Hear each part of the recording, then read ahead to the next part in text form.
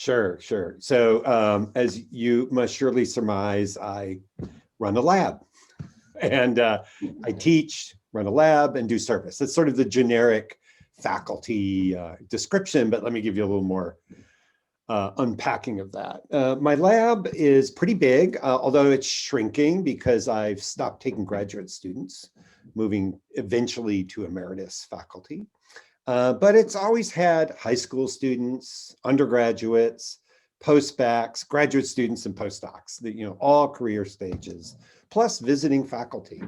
So it's it's like a little microcosm of the university. And so I do that and pretty much meet with everybody on a daily basis. I meet with every member of the lab once or twice a week, one-on-one.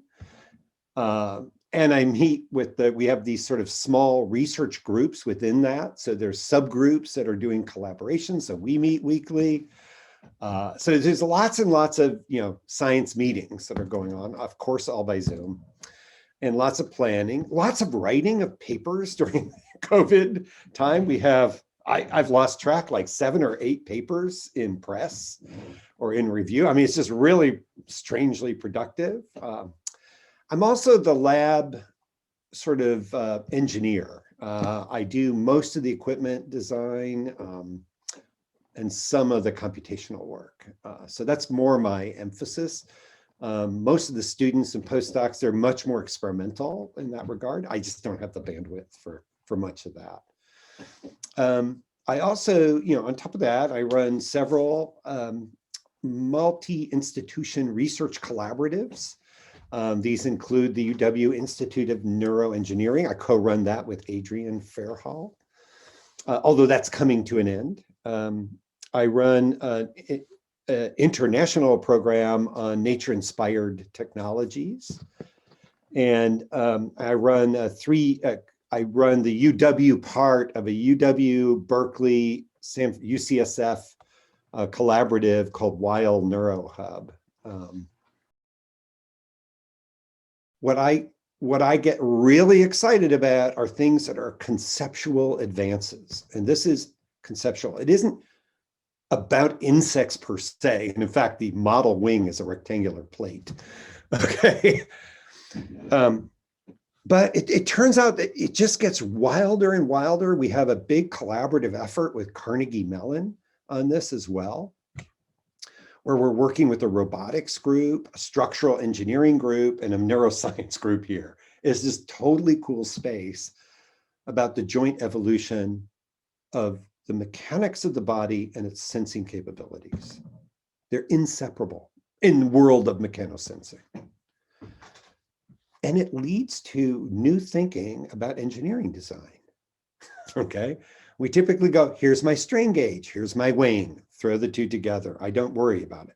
But the reality is there's all sorts of neat stuff, and even down to the level of the kind of channel dynamics that you have to bring to bear on the specific trip channels that you bring to bear on the mechanosensory neurons. It's so cool.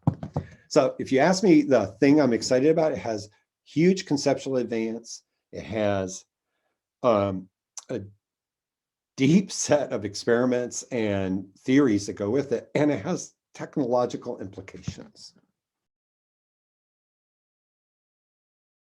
Yeah, super great question. And I'm just going to take a big step back saying it isn't about diversity in neuroscience. It's about diversity in any scholarly activity, in any activity we do. That the greatest advances happen when the most views are heard. And the most views come from the most diverse backgrounds collectively. You need science only advances when it gathers perspectives from multiple frames of reference. It's its only way of advancing. The minute it narrows its frame of reference, it will become dead, right? So let me just be blunt. Frankly, politics advance, sociology, every domain of human pursuit advances when diverse perspectives are incorporated and listened to. And those diverse perspectives are field, culture, career stage, everything, right? Ethnicity, economic background, everything. Okay. So that's why I think it's important, not just for neuroscience. Neuroscience is no more special than any other field, right? And I vote with my career. I have always had a very diverse group in the lab. And because of some fortunate advances I've been able to work with, I've had a private endowment from an incredibly generous donor to the UW, Richard Komen. And I use funds from the Komen endowment to bring in high school students, undergraduates, postbacs, graduate students, all from diverse backgrounds. So if you look at the history of my lab, it's very much that. And it's done with a very selfish perspective, candidly, that I feel that my career and my laboratory's success owe their, well, my laboratory owes its success to the diverse participants that have been in it. And for the very reason I said that we listen to each other, as I said at the very beginning of this, we meet every week as a group. I meet with the undergrads and the grads. We meet collectively. We exchange ideas. It's about listening to each other and about being able to criticize each other in an open and comfortable way and in a friendly and productive way, right? So there's an infinite amount that needs to be done because the biggest challenge is recruiting people into any discipline, but I care about my own, obviously. And there's so many pressures on our students, particularly students who come from economically disadvantaged backgrounds and students that come from families that have no knowledge of how academics work, right?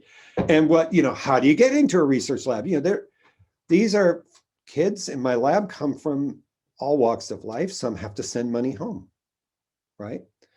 The one thing I do believe in, and this is a bit extreme, is I think including diverse people in your labs is extremely important. I think to do so in a meaningful way, everybody should be paid. Don't volunteer.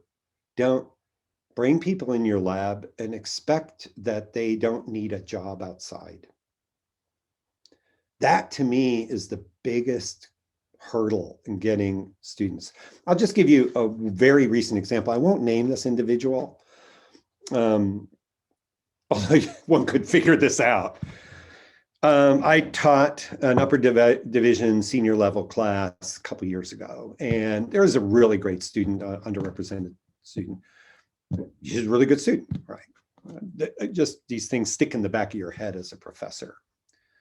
And I shop at the QFC at U Village. I bike back and forth, and I stop there on my bike, and I'm going in, and there's this person from my class bagging groceries at U Village. I go, hey, blah, blah, blah. Good to see you. What's up? And we have just finished the class, and I had him in the back of my head. And he said, oh, yeah, I just have to work here to make ends meet, And I said, hey, did you ever think about getting in a research lab at all? And he said, I'd love to, but I just don't have time between classes and my job. I just don't have time. I said, well, what if it paid you?